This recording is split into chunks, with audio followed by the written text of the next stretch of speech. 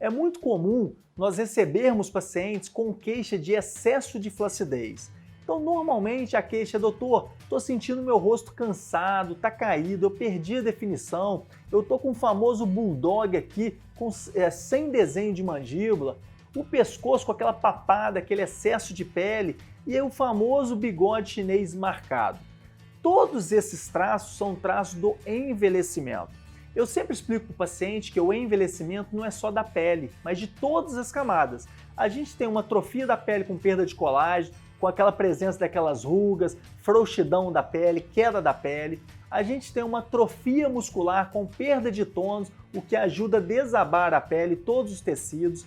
A gente tem uma perda de volume da face, os coxinhos gordurosos da face que ajudam a sustentar a pele.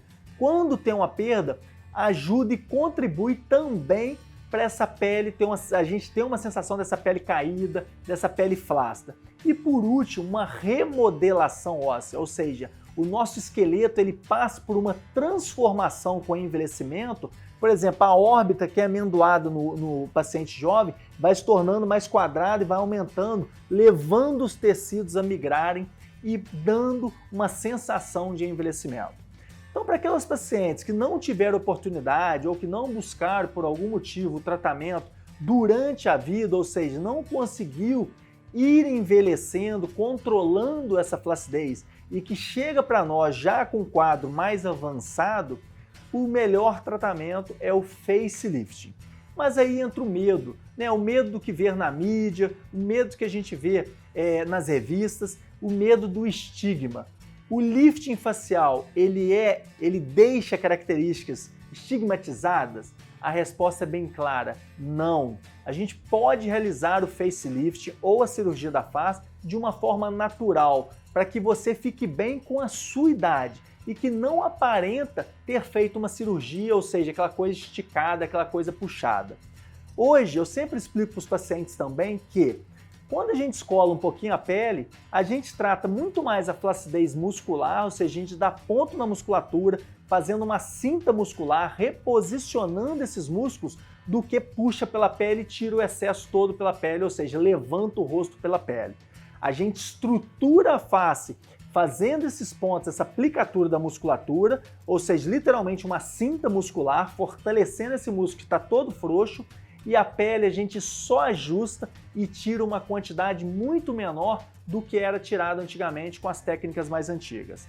Um outro ponto que é muito comum é a questão da posição da entrada aqui da costeleta do cabelo. Antigamente as técnicas, como era muito lifting através de puxar a pele, essa entrada do cabelo aqui na frente da orelha, a costeleta, ela ia muito para posterior, o que dava uma característica de uma implantação capilar mais posterior e parecia que a paciente era um pouco calva, tinha uma entrada, uma região da fronte muito ampliada. Hoje, tecnicamente falando, a gente consegue manter essa entrada, essa posição do cabelo, essa linha pré-capilar, exatamente no lugar onde ela é implantada em você. Então a gente consegue, tecnicamente, avançar a pele sem alterar a implantação do cabelo, o que dá a primeira característica sem estigma de um lifting. O segundo ponto, que é muito comum a gente ver, que estigmatiza um lifting, é a região do lóbulo da orelha. Ou seja, aquele lóbulo fixo, aquele lóbulo puxado, que a gente consegue olhar e falar assim, poxa, essa paciente fez uma cirurgia. Eu consigo, tecnicamente falando, com as técnicas mais avançadas, a gente consegue posicionar esse lóbulo de uma forma que ele fique exatamente conforme é a sua orelha. Ele soltinho, sem estar fixo, sem ter características visíveis de um lobo preso de uma pessoa que fez o lifting cirúrgico. Existem algumas técnicas e cada cirurgião tem a sua preferência para como colocar essa cicatriz do facelift. Eu, particularmente, gosto de camuflar essa cicatriz nos sulcos que existem, né, nesses relevos que existem da face, contornando a orelha.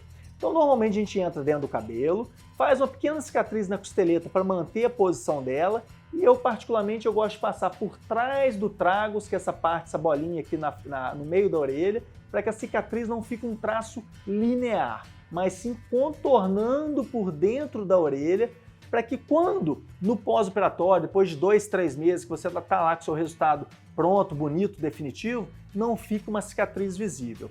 E parte dessa cicatriz, ela continua até mais ou menos a região posterior da orelha, metade da orelha posterior, e segue descendo um pouco na linha capilar, com uma cicatriz que a gente faz, uma incisão que a gente faz tricofítica, que permite depois o cabelo crescer nessa região posterior do cabelo, ficando uma cicatriz mais imperceptível. Então, a posição da costeleta, a posição do lóbulo da orelha e como a gente posiciona a cicatriz já são três fatores que ajudam muito no lifting não estigmatizado, ou seja, você ter um benefício, estar bem com a sua idade, tratar a flacidez, mas sem aparentar que fez uma cirurgia. Muitos pacientes perguntam também, doutor, o meu bigode chinês, ele vai desaparecer? Esse sulco marcado, ele vai desaparecer? É importante a gente ter consciência que isso faz parte do desenho facial nosso. Se a gente faz uma tração a ponto de desaparecer totalmente o sulco, significa que o resultado vai ter que ficar artificial, vai ter que ficar aquela coisa muito puxada para deixar um sulco liso. Se a gente observar uma criança, esse desenho faz parte do desenho perioral. Então a gente tem um pouco de sulco, é um desenho do nosso rosto. Então o que o lifting faz e que deve ser feito é suavizar esse sulco pronunciado, esse sulco muito marcado, mas não tirar ele por completo. Uma outra dúvida muito comum é: quando esticar a pele, melhorar o posicionamento, essas rugas minhas vão desaparecer por completo? Não. Ruga já é uma pele quebrada, né? É uma derme quebrada pelo processo de envelhecimento por perda de colágeno. Muitas das vezes, na verdade, na maioria das vezes, quando o paciente tem muitas rugas fininhas, aquela pele um pouco craquelada, né, que é uma queixa do paciente, ela melhora muito a sensação com o lifting, mas a gente tem que fazer um tratamento complementar com laser para melhorar a qualidade da pele. Aqui, na verdade, fica até uma dica. É importante para um bom resultado do lifting a pele estar cuidada, né? Seja um tratamento prévio, que é o ideal, ou posterior ao lifting, mas fazer um lifting sem a pele estar bonita, sem a pele estar cuidada, acaba deixando a cirurgia com um resultado mais pobre. Como, por exemplo, também não só as rugas, mas as próprias manchas. Uma pele com brilho, lisa, com textura, sem manchas, dá uma sensação de um rejuvenescimento, de uma pele mais nova. E isso ajuda muito no resultado do lifting. E por último, o pescoço. A queixa mais frequente no paciente que busca nós para fazer o lifting é a região da mandíbula e do pescoço. Eles nem percebem muito a queda da maçã, mas a linha da mandíbula e do pescoço é a principal queixa dos pacientes que chegam e a gente submete ao lifting cirúrgico. Essa região, gente, não é só flacidez de pele, não é só um excesso de pele que foi ganho com o envelhecimento, mas uma frouxidão de todo o assoalho da língua.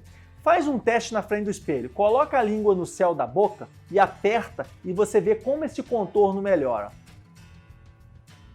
Ganha um ângulo quase 90 graus, é mágico, é maravilhoso. O que eu quero dizer com isso? O envelhecimento não é só flacidez, não é só ganho de pele, mas também uma frouxidão de todo o assoalho debaixo da mandíbula que faz a sustentação da língua. Então no lifting, muitas vezes, quando tem uma flacidez exagerada, a gente abre uma pequena janelinha debaixo do queixo, com a preguinha que a gente já tem, em torno de 3 centímetros, e faz uma aplicatura também da musculatura, que com o envelhecimento ela vai se afastando e vai se tornando frouxa, sem tônus, para manter essa pele aderida. E também pode existir um acúmulo de gordura nessa área, que também a gente acaba fazendo uma lipoaspiração pequena associada com a aplicatura dessa musculatura para dar esse contorno da mandíbula e devolver esse pescoço sem esse excesso de pele. Tudo isso a gente consegue fazer de uma forma segura, rápida, uma cirurgia que tem um pós-operatório muito satisfatório na maioria das vezes, porque eu falo que sempre que a face por ser muito vascularizada, ela faz um edema, mas ela recupera rápido, então acaba que é um pós-operatório bem tranquilo, de forma rápida, a gente consegue observar já um resultado e tratar aqueles sinais de envelhecimento, mas principalmente sem os estigmas que levam a tanto medo para vocês. Então aqui eu falei um pouquinho sobre facelift, mas principalmente os principais pontos que levam à estigmatização e o que a gente pode fazer para não deixar esse facelift ou a cirurgia da face com esses traços.